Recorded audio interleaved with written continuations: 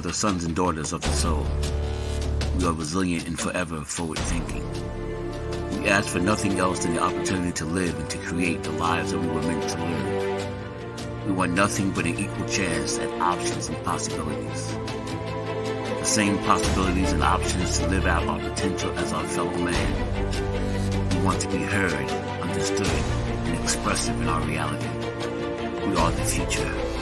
We are the creative. We are here.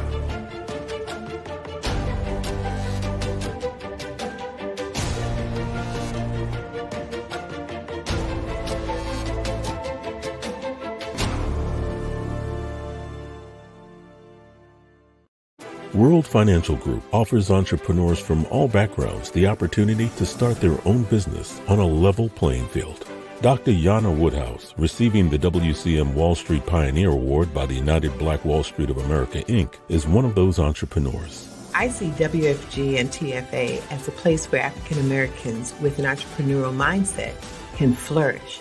And the bonus, we help families and serve the communities across the country. To learn more about us, go to worldfinancialgroup.com.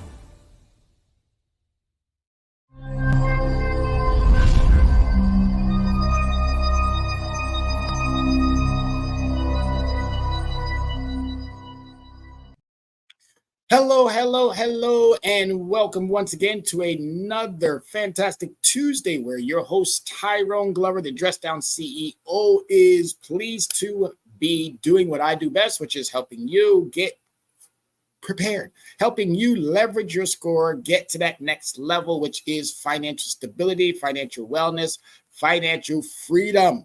I know we all want that financial freedom. I know we all want it so bad. And these shows are designed to help you do that. Again, my name is Tyrone Glover, and I am the Dress Down CEO of Leverage Credit Recovery. And I want to thank you to, again, everybody who is taking part in this live broadcast or will be going back later on YouTube or Facebook and taking another gander at it just because you couldn't make it at this time frame. It is now 6:03, and we know that you're probably either on your way home or you're already home. So do us a favor and do what we always do, which is send out a couple of invites. You can see that I'm live. Send out those invites to your favorite friends and let them know that, hey, that guy's back on doing that thing again, talking about what we should be talking about. I'm going to use a line from my mentor and dear friend, Dr. Yana B, giving you that checkup from the neck up, making sure that you know what you have to do moving forward. Again, this is April, and I'm sure you all know that there are two parts of April that we focus on. One is that autism. So it is Autism Month, and also it is Financial Literacy Month. And I'm going to be doing a couple of more shows throughout the rest of this month celebrating that understanding. And this is, if I'm not mistaken, I don't think it's just a United States thing. I think it's a global thing. But let's keep it in the perspective of the United States. It is Financial Literacy Month, and everybody should be doing their part. Doing your part to make sure that you are financially literate, financially intelligent, making sure that everything that you need is all taken care of. I know it's not going to be everything, but you should be addressing as much as you possibly can. You should be at least putting in that work to make sure that the most important things are those T's are crossed, those I's are dotted. All right, and today we're going to let's talk about financial wellness. Let's make sure that you understand what you have to do. All right, so we're going to dive right on into it, talking about financial wellness. All right, so what's important about financial wellness? Well, before I dive into it, let me give you a little bit about myself. My name is Tyrone Glover. As I said, I'm the CEO of Leverage Credit Recovery. I want to thank you to the support of our streaming partners, Soul City Network, and I'm honored and privileged to bring to you meaningful financial literacy discussions and a Q&A session every Tuesday at 6 o'clock. I'm deeply grateful for the opportunity and the esteem it brings. So thank you to my partners here at Soul City. As you may or may not know, Soul City is a network that does amazing content. It helps us make sure that we're delivering upon the expectation of our viewers, and you may or may not know, Soul City is has partnered with some wonderful companies out there broadcasting along a variety of different platforms. If you are unsure, go to our YouTube channel, go to our Facebook channel, take a look, dive in, come back every Tuesday and also throughout the week. There are some great shows on this network. My show is clearly being aired at 6 o'clock every Tuesday, but there's another show that I always have to mention, and that's the Access Wealth Nation, which airs on Thursday. These financial shows are designed specifically to help you, the consumer, the citizen, get to where they need to go. But that is Dr. Yana B.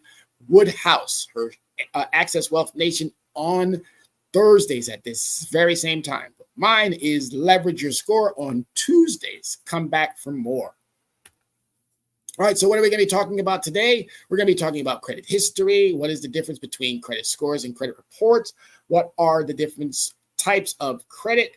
How are FICO scores calculated? How can I track my credit score? And what's the state of your credit? Q&A, closing it out with some remarks. If you have any questions that you would love to pose, please go to Facebook. You can pose them in Facebook, or you can go right to StreamYard and you can pose those questions right in the StreamYard. All right, so the history of credit. The credit score is among the most influential invention in personal finance, alongside with the credit card and the Dow Jones average. But as influential as credit scores are, few people know the full history and how they came to be. So when we're credit scores actually invented? Where? Well, here you are. What is the history of credit scores? Surprising as it may be, credit scores, as we know them now, and are only a few decades old. But the history that lies the groundwork for their development goes back almost 200 years. And credit is a fascinating area. I mean, when I say fascinating, it is fascinating. When you think about it, credit is an exchange for something else, depending on what that exchange is. If you go all the way back to the beginning, bartering what credit used to be, where if you had a cow, I had a sheep, somebody else had chicken, somebody else had lived in the woods and were chopping down lumber for houses. I mean, there's so many ways that we would exchange items for items, and we would do it sometimes on the basis of credit.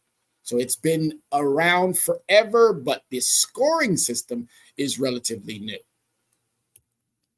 All right, so here's a little bit of history. In 1800s to 1900, the beginning of credit. The earliest form of credit reporting arose in the United States in the early 19th century, when commercial lenders used them to gauge the risk involved in lending to different prospective business customers. So it was primarily for businesses, but as I said, in the individual space, it was also used in that regards as well.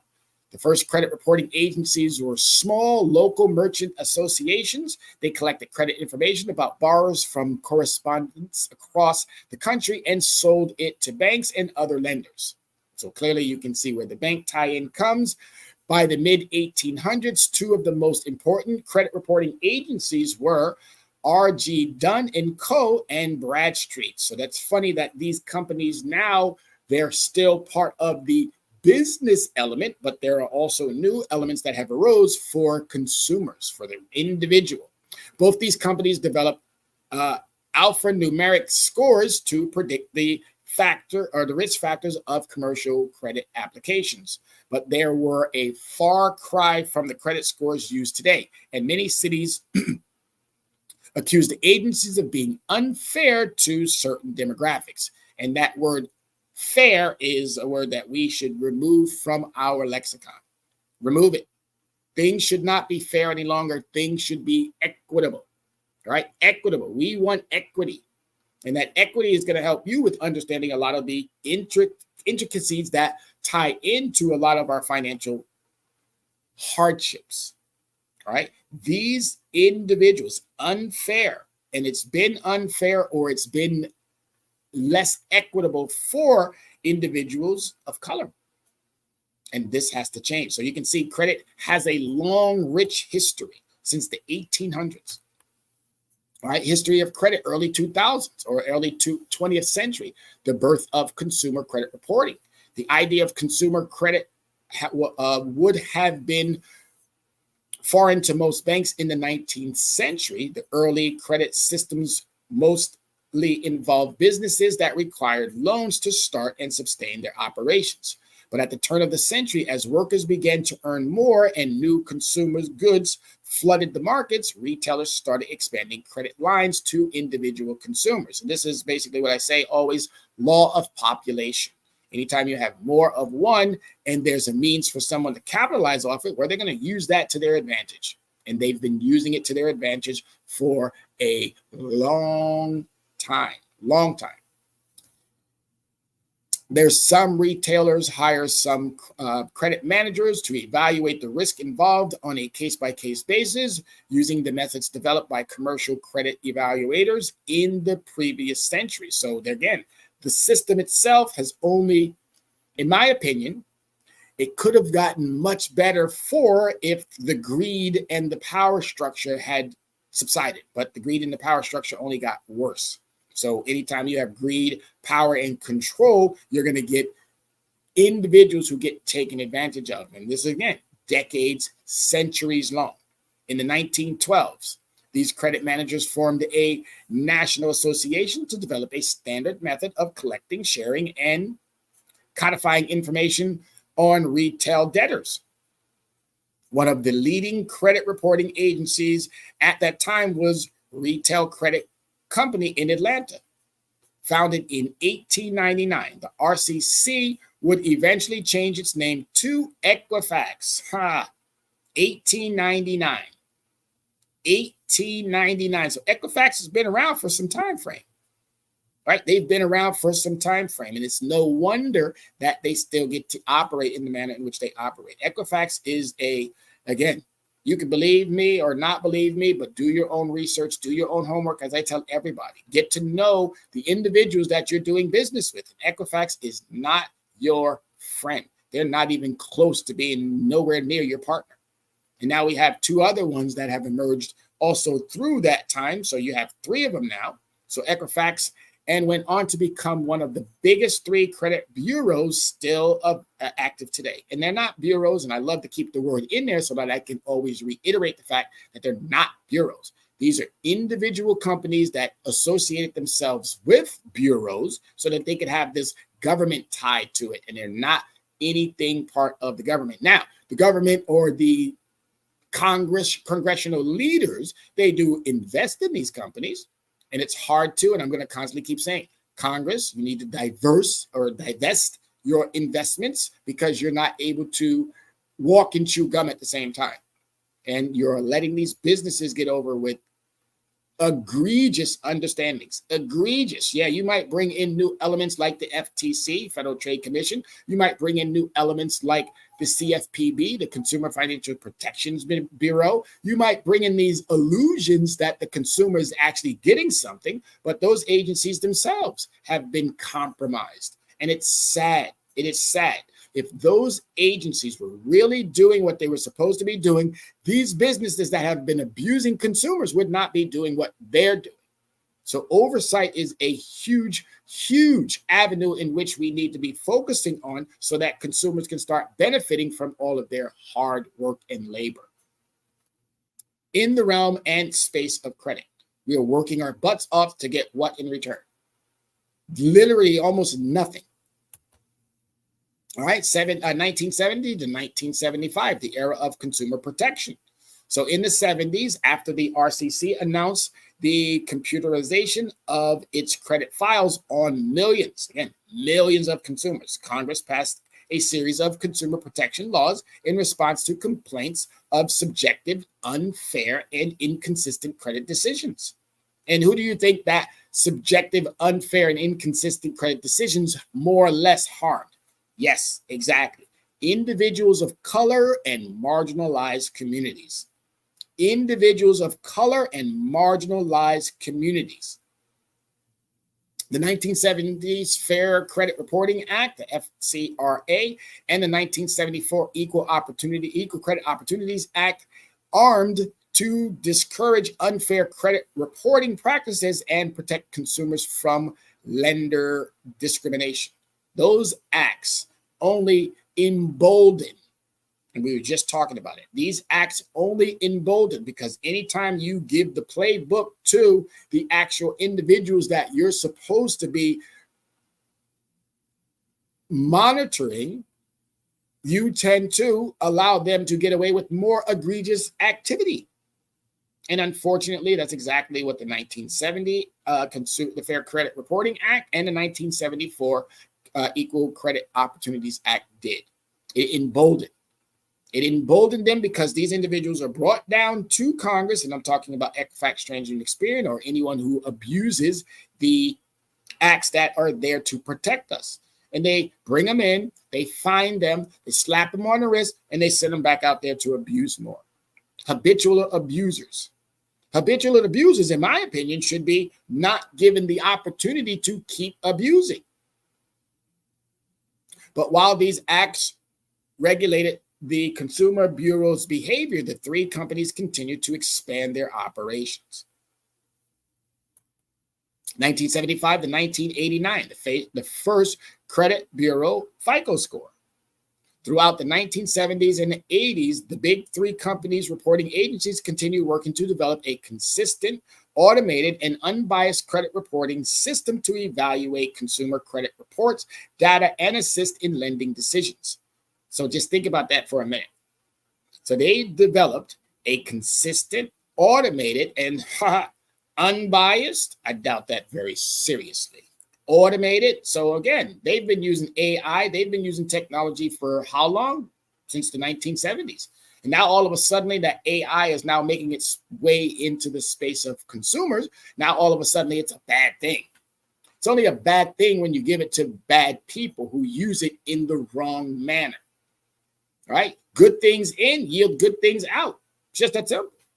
But when you give it to businesses and you allow businesses to manipulate it and to do whatever they need to do to profit, and now all of a sudden, now that the consumers are catching on, ooh, AI, it's going to destroy the world. It's going to move the up. Come on now, please, please. This constant, perpetual state of fear has to subside. Businesses have been using it for decades and centuries. Now all of a sudden, it's a bad thing. No. All right, don't get bought into the hyperbole. All right.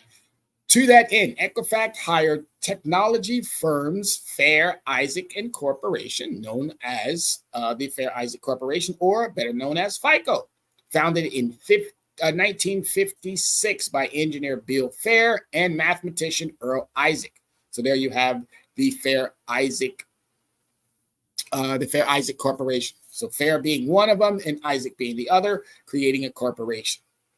Had already been working on creating a standardized impartial credit scoring system for over 20 years. So they have been focusing on this using, again, one of them is a mathematician, the other one is an engineer. So of course they were going to develop something that was clearly going to help business and then clearly help their business. And FICO is, according to FICO, they are about 90% of credit reporting information comes from this agency, 90%.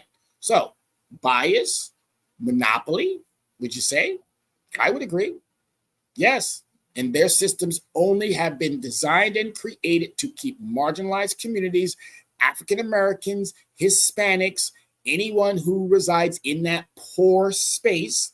Again, even in that middle class space, and I like to call it that ever eroding middle class space. And I also equally like to call it the working poor space. These are the individuals who are harmed the most.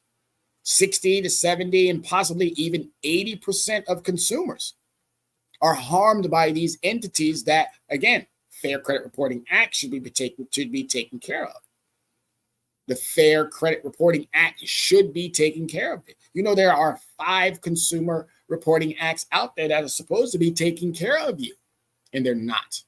They're not, because of the fact that we have congressional leaders who have not gone back to address these concerns, but they still bring those individuals to Congress, slap them on the wrist, send them right back out there into the world with the hope and prayer that they're going to change something. Well, they haven't, nor will they ever.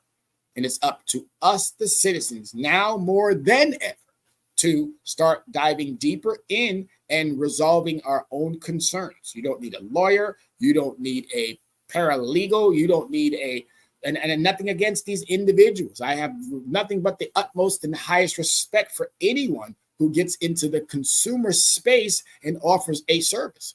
But you better be doing it with the understanding that you're there to assist and help. And unfortunately, the law practice has been very harmful. All right. The certified financial planners, equally harmful. It's sad to have to say it, but the tea is already spilled. All right. The tea is already on the table. It's time to now start wiping up the mess instead of just thinking that, oh, maybe let me try to put it back into the cup. That's not going to work any longer. It's a brand new century. It's about to be a whole brand new generation coming up in 2025. And we're either going to get on board or we're going to continue to see the detrimental effects continue to happen to not just this current generation, but the generations to come. In the 1989, FICO and Equifax launched the first modern credit score called Beacon. All right. So the very first one, and they've changed it so many times ever since. And do you think they've changed it so that it benefits and helps you, the consumer? I hope you didn't say yes. They've changed it so that it would benefit their business model. All right. So 1990 to 2010, growth of the credit scores. In 1995, Fannie Mae and Freddie Mac announced that lenders would be required to use FICO scores on residential mortgages application, lending to a specific uptick in uses throughout the 1990s. Right. So it sent things in a upwards direction, and the individuals thought they were going to be able to, again, benefit from it. But you know who got hurt the worst? Right, marginalized communities, the working poor, the ever-eroding middle class, and my favorite category, which I love to hate the most, meaning I don't hate these individuals, it's the category itself, the name, the full-time working homeless. Now just marinate on those three categories for a minute. You got a category called the working poor. These people work their butt off 40 hours or more, and they're still poor. How? Well, it's a systemic understanding. You have the ever-eroding middle class. Those steps, those ladders, whatever it was, they are getting further and further and further and further apart, eroding the middle class. And then you have the elites who have more wealth than wealth. It's disturbing. It's disturbing. In 2006, the three credit bureaus created Vantage Score, a subsidy LLC that developed its own proprietary credit scores to compete with FICO. So again, you had a monopoly, then you have another score out there. So now you got two scores. And again, you don't know who's using what data to get your information. Over the years, both FICO and Vantage have continued to revise their methods and release new versions of their software. FICO Score 8, introduced in 2009, is still the most used FICO Score version today. And they have had multiple. So this is back in 2009. We're now in 2024. How many times do you think that they have updated this to actually help you, the consumer? And if you think that that's what they're doing, I am so sorry to have to burst that bubble. That is not what they're doing. They are not out there trying to help you. They are out there benefiting, making their pockets much bigger and bigger and bigger and bigger and bigger. These are for-profit companies that are billion-dollar companies, multi-billion-dollar companies. And how do you think they got to be billion-dollar companies? By exploiting the masses. Exploiting. Don't even think you can try to call up to one of these organizations and say, oh, I need some assistance. I need some help. Well, one, they've outsourced it to other countries. And again, nothing against outsourcing, nothing against outsourcing it to other companies, countries. Nothing against that. But I'm here to tell you that there is a huge problem in the way that that operation functions, because you don't get the desired response from whomever. You get individuals who don't know enough about credit to go over your credit profile or tell you things that are completely against what the actual protections are. And then you can't get nobody who, nothing against individuals who are from other countries. But it's nice to have somebody who speaks our mother tongue, which is English. It's nice to have a a business partner that is a willing partner, someone who is a decision maker to do what needs to be done to help your credit profile get to where it needs to be. We know we've made our mistakes, no question. But what hinders and prevents us from actually rectifying these mistakes is the outsourcing, is the inability for the individual who should know the law and don't know the law, so they put you on pause. The hindrance, the obstruction, the constant delays. Congress, you need to focus on the responsibilities that you have entrusted these individuals with, and they're not doing it. I've been doing this game for about 20 plus years. And in that 20 plus years, the level of success that I've seen has been this much, but the level of regulations that have literally been changed to help us has been about this much. And it's sad. It is extremely, and it's totally sad. All right, so you got 2010 to today, consumers permissed scorable data, right? In 1995, Freddie Mac and Fannie Mae, they announced again that they were going to be, again, starting this entire new understanding to help consumers. And did it help consumers? I'm here to tell you it did not. It did not. It put consumers right back in the same predicaments that they were in. It put consumers right back and also made the situations even worse because they didn't educate. They don't educate.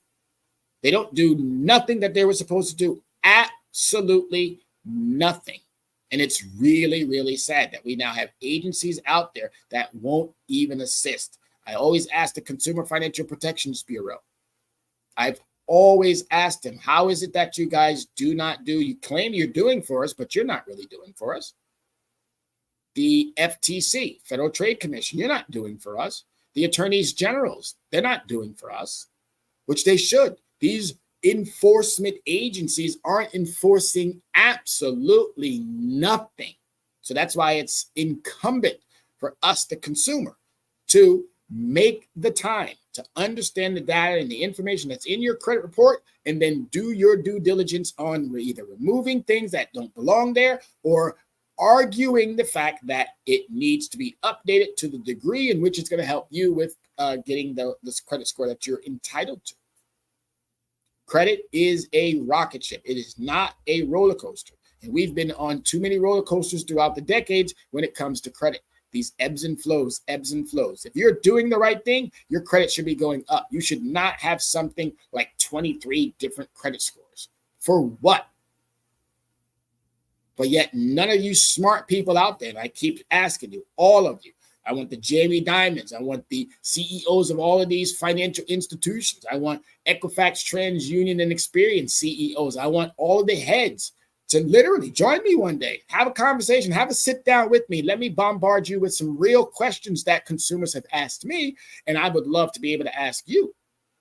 So all of you scaredy cats, you afraid people out there who don't want to have that conversation, well, you don't want to have it because you know that we would light you up. We would light you up. We would make you feel some kind of way so that you'd realize, wow, you know what? Consumers are smart. Consumers are smart. Some of us just go with the flow like dead fish, but some of us can swim up that stream. All right, so again, 2010 to today, consumers' permissible credit scorable data. Credit bureaus typically only consider credit lines when they compile their reports.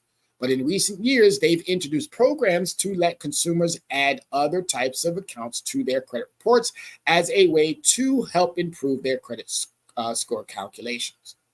In 2018, Experian introduced Experian Boost, which is again a gimmick, a total gimmick. Please don't get bought into these gimmicks.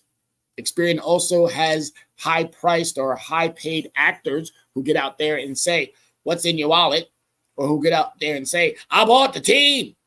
Or who get out there and say, again, like Cena and Samuel L. And again, I don't have anything against these individuals. Get that bread, gentlemen. Get that bread. Kevin Hart, get that bread. If they're going to pay you, but the one thing I have a problem with is the gimmicks that you are putting out there. 5% cash back. Cash back. We talk about cash back. There ain't no cash back, sir. There ain't nothing. That's chump change. There ain't no cash backs. DJ Quick said, if it don't make dollars, it don't make sense. All right. So a few years later, a service called eCredible Lyft appeared, offering similar features for your TransUnion credit report. So you got, again, gimmick after gimmick after gimmick after gimmick after gimmick after gimmick after gimmick. They know you better than you know yourself, so they can offer you gimmicks thinking that you're really getting something, when in all actuality, you're getting absolutely nothing. Nothing is improving. Nothing is getting better. It's up to you to take control of your credit scores. And the only way for you to take control of those credit scores is to make it part of your daily, weekly, monthly understanding. When you pay them bills, make sure that you are also addressing your credit scores. When you pay them bills and you're paying them bills, you're wanting your credit to improve, but the only reason why they're not is because our regulators do not enforce what they have entrusted these individuals to do. Just because they write a protection act that's supposed to do something, well, if you allow for the abusers to abuse the protection act, then what is it really doing? Nothing. All right, so we got to get smarter, folks. And that's what these shows are all about, getting smarter, helping you with understanding the things that you're going to have to do. And if you do these things, I'm already telling you, you're going to have the success that you want. If you're doing these things, you're going to have the success that you want. Right? So what is the difference between a credit score and a credit report? Your credit score and credit report are two different products, but they are closely related. Lenders use both to determine your credit worthiness. The three major credit reporting, I said companies now, so you see how I changed that word, because as I went from bureaus to agencies to companies, because that's all they are. They are a company, and they have hijacked the word agency, and they have hijacked the word bureau to make it seem like they're part of the government, which they are not. They are not. And they should be fined even more. And they should not even be given the opportunity. Yes, they created the loss. They should not be given the opportunity of writing it off. But that's a topic for another whole day. All right. So these three major credit reporting companies, Equifax, Experian, and TransUnion, each compile their own reporting listing your various lines of credit. Each report is different since not all lenders report to all three, but each contain a detailed list of your credit accounts and payment history. Credit accounts, meaning they get the information from the lender, and then those industries compile their own data to create a credit score. All right. They also contain information on things like credit inquiries. How many times are you out there asking? They don't tell you none of this in school. They don't tell you that in credit inquiry is going to hurt your credit score. All right. They don't tell you that, oh, make sure you pay your bills on time, not just the minimum payment, but make sure you pay at least down to 70%. They also don't even tell you to make sure that you wait at least 5 to 7 business days for those accounts to free themselves. And it shouldn't even be 5 to 7 business days. And when I say free themselves, I mean so that your utilization, your activity starts to report accordingly. There's none of this stuff that's ever given to you or explained to you. You have to go out there and find it out on your own. When you get a credit card, that's what the first thing the credit card company should be going over with you. They should be spending the most of their time, instead of trying to get you to get the card, they should be spending most of their time on getting you to understand the importance of maintaining a positive relationship with your lender. Not just giving you bread, but a positive relationship with your lender. So please come back as often as you need to this show and other opportunities that you may see us presenting other financial information. Come back and get you some of this information. It's only going to help you as you navigate through whatever financial challenge you have. They also contain information like, as I said, credit inquiries, repossessions, and bankruptcies. Repossession and a bankruptcy, that falls into a different category. And you do not want those two things on your credit report because they have even worse repercussions than a late payment or a credit inquiry. All right. So what they don't contain in your credit scores instead of credit score is compiled by a separate company using FICO or Vantage based on the information contained in your credit report. Again, different companies use different algorithms. So algorithms. Now think about that for a second. All right. An algorithm is a program that is designed by, who is it designed by? It's designed by the company. And who do you think that algorithm is more than likely going to help? You or the company? Right. It's very simple. The company. All right. But both FICO and Vantage produced a 3-digit number between 300 and 850, representing how safe or risky you are as a potential borrower.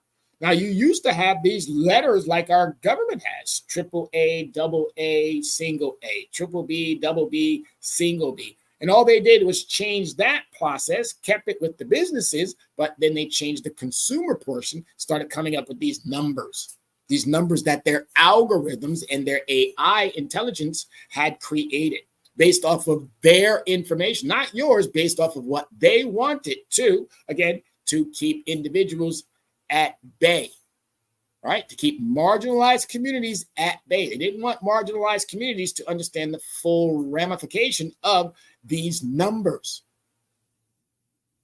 Unbankable. Again, these numbers. You can't get a bank account if your credit's not of a certain understanding. You're considered unbankable. That's why all of these third parties and extra financial situations have popped up, like payday loans. We talked about predatory lending a couple of weeks back.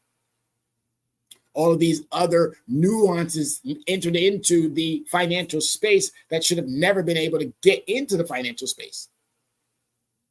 Oh, but when you know how to dupe somebody, when you know how to take advantage of somebody, oh, you're going to create more and more ways of doing that.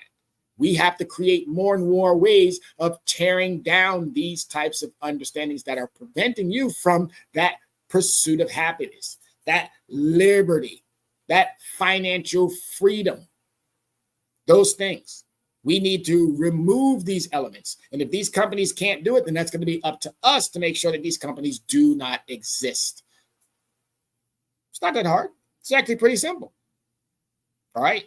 The highest credit score given gives you access to the best financial products and the best terms. Makes perfect sense. But why shouldn't we all be able to reside around that 750 to 800? Why? Why is it that we can't? Oh, because the system itself is broken, like most systems in this country. Broken, and they have been broken by design. All right, so let's again continue with what are the different credit score models. Although most lenders use either the FICO or the Vantage to determine your eligibility for a loan or a credit line of credit, several other scores exist for specific purposes. Your FICO score. FICO is the most commonly used scoring model. It gathers information from all three of the major credit bureaus, agencies, or companies. Different versions exist for specific types of loans, like the FICO auto score and the FICO bank card score. So as I told you, you got a multiple, and you're kind of wondering why. Can you imagine taking a test and having 20 different teachers grade it? 20 different teachers giving you a score. That would probably make you feel some kind of way.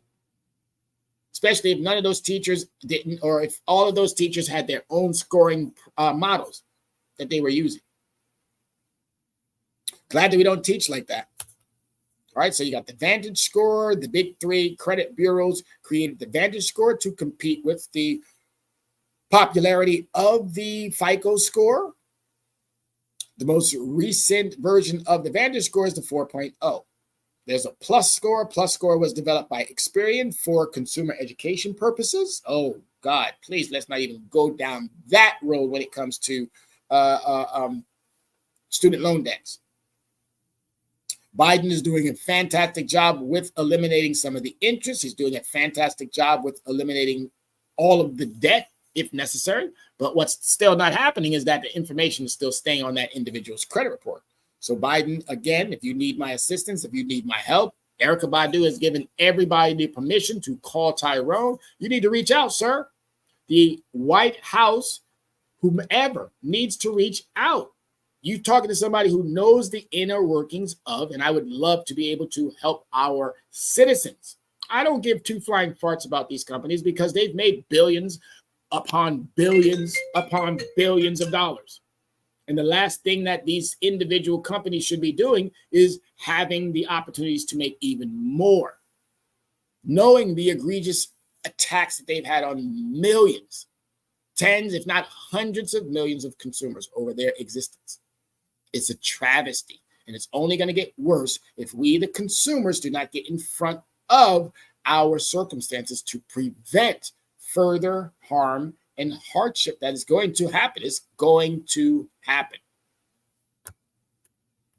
You have the trans risk score developed by TransUnion. Your trans risk score has a scale from 1 to 900 and is only used to determine credit risk. So again, there's a third one. You got the Experian score. Like the plus score, the Experian credit score is only used for educational purposes. It ranges from 280 to 850. So again, you got multiple scores for multiple things that should not be. Should not. There should be no reason why you're getting evaluated this hard off a wage that is a minimum wage versus a living wage. There's no reason why you're getting graded this hard on a subject matter that you have been given absolutely no tutelage, no education on. There's no way in hell that you should be graded this hard on a situation where the business itself has set it up to have you fail. All right, but yet we're getting graded and scrutinized to the hilt while these companies get away with billions. Go ahead and check their earnings. Go ahead and look at Equifax, TransUnion, Experian's earnings, and you'll probably be like, whoa. But yet they still get to operate. They still get subsidies. They still get money from the government. They still get while they are doing more harm than imaginable. And they still go down there to the financial committee, and they still get reported about how they're doing harm, but yet they still get the ability to operate. When do we shut this horrible situation down and create that what's going to be sustainable, that which is going to do what it's supposed to do? Well, one by one, we can do it. One by one, we can do it. You contact me, and we lay down what we need to lay down so that you can start benefiting. It's really not that hard. It's actually pretty easy. All right. So how are FICO scores calculated? The following factors determine your FICO score. All right. Your payment history is 35% of your overall score. 35%. All right. The payment history reflects your tendency to make your monthly payments on time. Late payments hurt your score. The next part is your utilization. Your utilization is 30% of your overall score. 35 and 30, that's 65. In any school that I have attended, in any school that I have taught in any school that I have had the privilege of being associated with, 65 points is a passing grade. Right? The amount of your total limit that you use at any given time determines your credit utilization rating. So again, 35 and 30, that is a passing score. So how is it that you never get a passing grade? Or you get the lowest added points to your credit report? You have new credit, which is 10% every time you apply for a credit card, student loan, car loan, personal loan, or other lines of credit. Lenders inquire onto your credit report, which docks a few points. And this is not a few points, ladies and gentlemen. This is not a few points. I wish it was a 1 or a 2.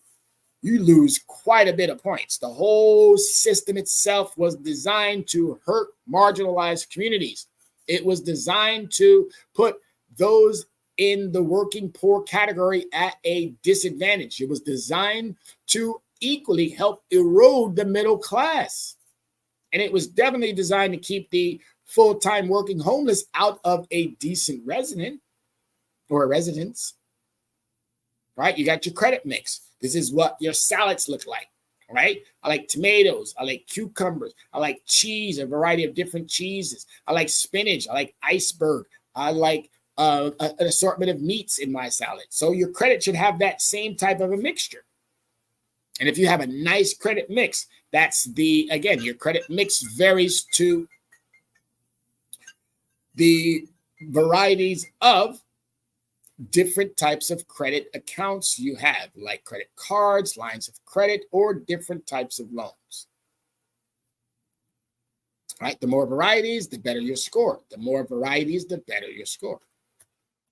Right? So the most influential institutions like let you check your credit score for free using the online portals. And there's only one. There's literally only one. There's only one, and that's the annualcreditreport.com. Annualcreditreport.com is the only place where you can get, and now you can get it for free weekly. All right, due to the COVID impact, you can get your free credit report weekly. And I think you should now be diving into it weekly. Free annual credit report, annualcreditreport.com. Annualcreditreport.com. Get your free weekly. Do this before it turns back into a yearly type of situation.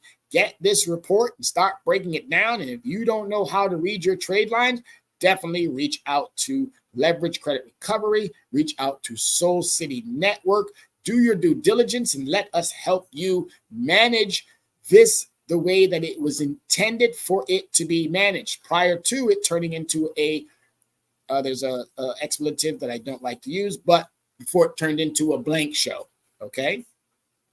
All right, let's do our part. Let's get in front of our situations before this next election. Let's do that. How about that? We got a time frame. We got a goal. Let's address what we need to address. Let's get everybody who is focused on financial literacy this month. Let's get in front of these situations and let's do it prior to the election, regardless of who gets in there. We already know that one of them is going to get in there. I don't care who you vote for. I do not care who you vote for. All I care about is that you are financially stable, financially secure, financially well.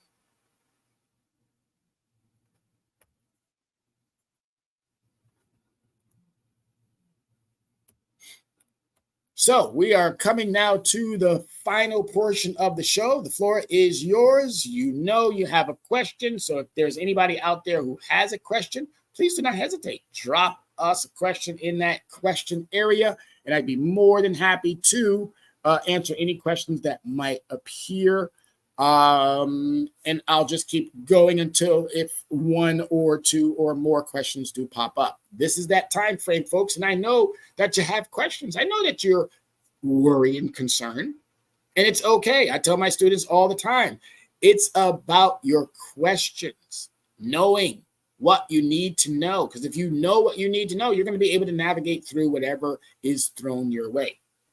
And it's okay. It's okay that you might not have the ideal question at this particular moment, but normally it always comes when the show's over or after you've had the conversation.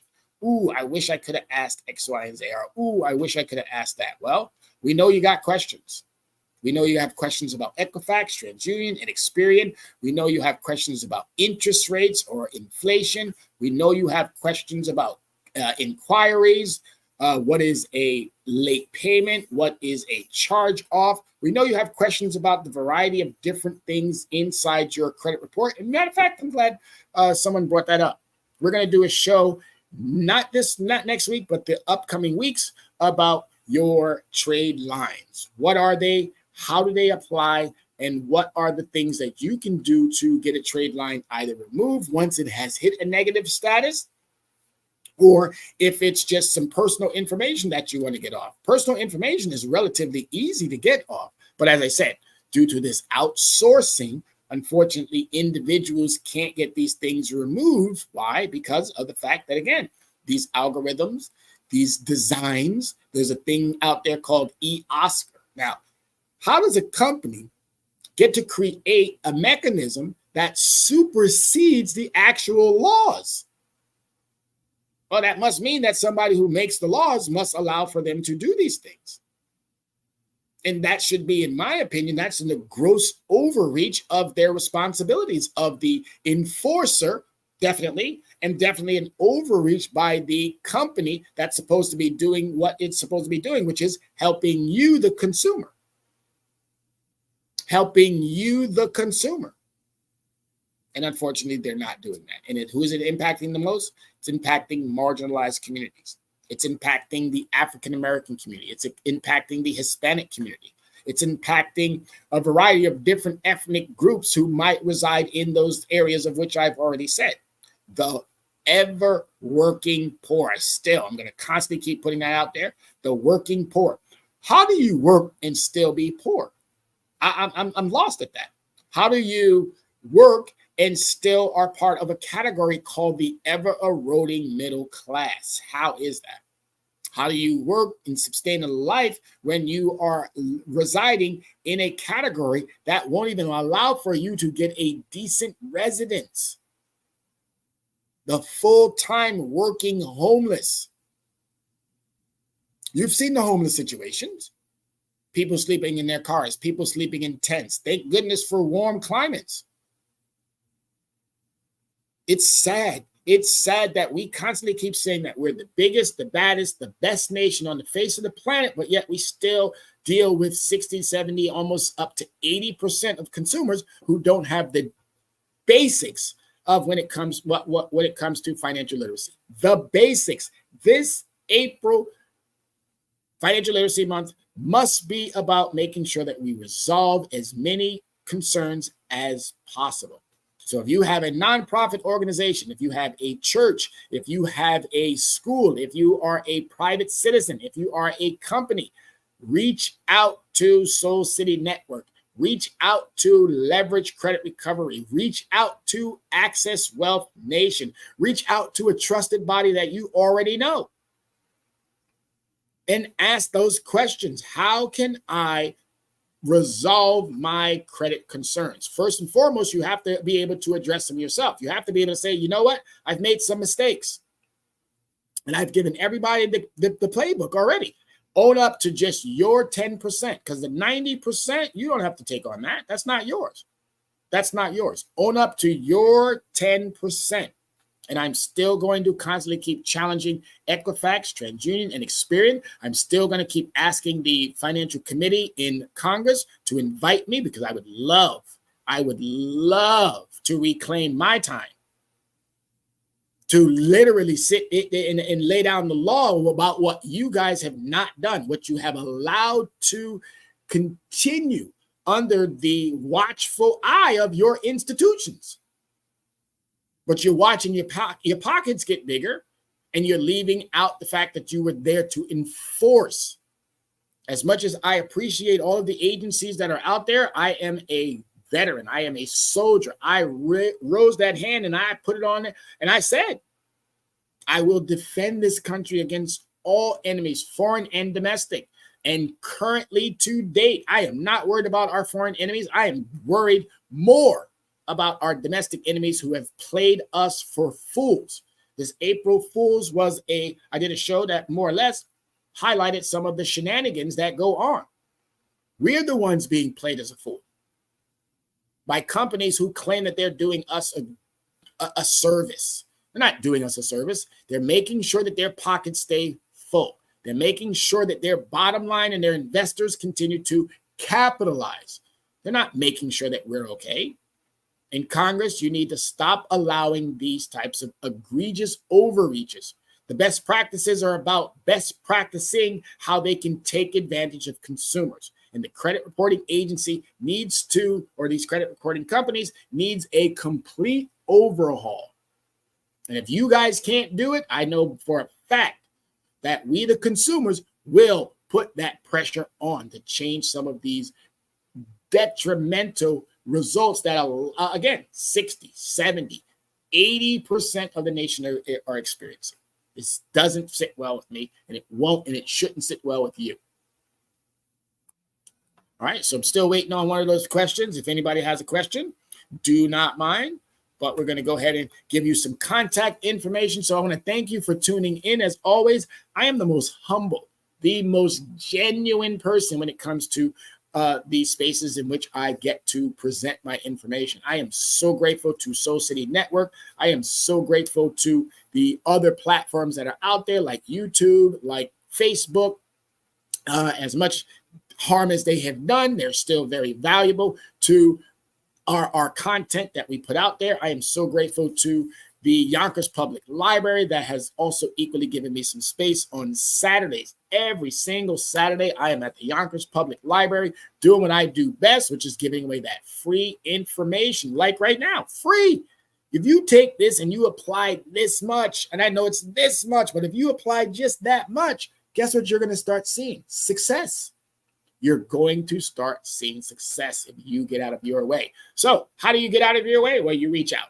All right. Telephone number is 805-428-9424. Text me, call me, whatever you need. 805-428-9424. Address or the email address is leveragecreditrecovery@gmail.com. That is leveragecreditrecovery@gmail.com. And our mailing address is P.O. Box 555, Yonkers, New York. And my apologies with the 10701. It is actually 10702. P.O. boxes always have a 2. All right. And equally, if you want to know a little bit of a plus, we have something called a link tree. A link tree. And that link tree is, again, one of the coolest things that I've ever had the ability of operating. It's now our website currently, because our website is under construction. So if you were to go to our website, you'd probably get that 404 error, and that's perfectly fine, because I'm instructing you about our link tree. And our link tree is all about linking different elements of our business and other opportunities that might be out there, with offering some videos, with offering some different publications, so that you yourself can have a location where you can go to get educated. And if you want that personal one-on-one with the man himself, or with my good friend, Dr. Yana B. Again, I'm going to highlight that show one more time before we exit here.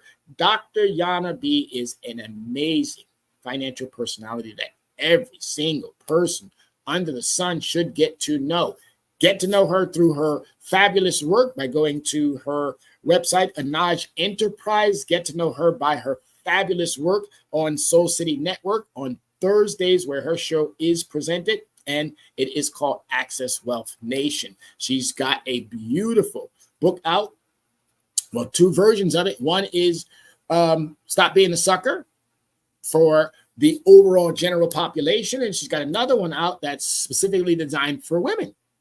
So get you your checkup from the neck up. She's a brilliant individual. As we wrap this up, she knows exactly what she's doing, folks. Tune into her show Thursdays at 6. This has been, again, Leverage Your Score. My name is Tyrone Glover, and I am the Dress Down CEO of Leverage Credit Recovery. It is a pleasure, and I am always grateful to be in your midst on this Tuesday. I want to wish you and yours a wonderful Tuesday. Travel well, stay well, stay informed, and travel safe. I look forward to seeing you next week, right back here at 6 o'clock, and getting more of that information that's going to help you with making sure that you are financially secured. Welcome again, everybody, to the month of April, which is Financial Literacy Month and Autism Month. I want to thank everybody who gave me the time, and I look forward to seeing you back here again next week, Tuesday. If you can't attend, please go and view the content either on Facebook or on YouTube. America, be safe.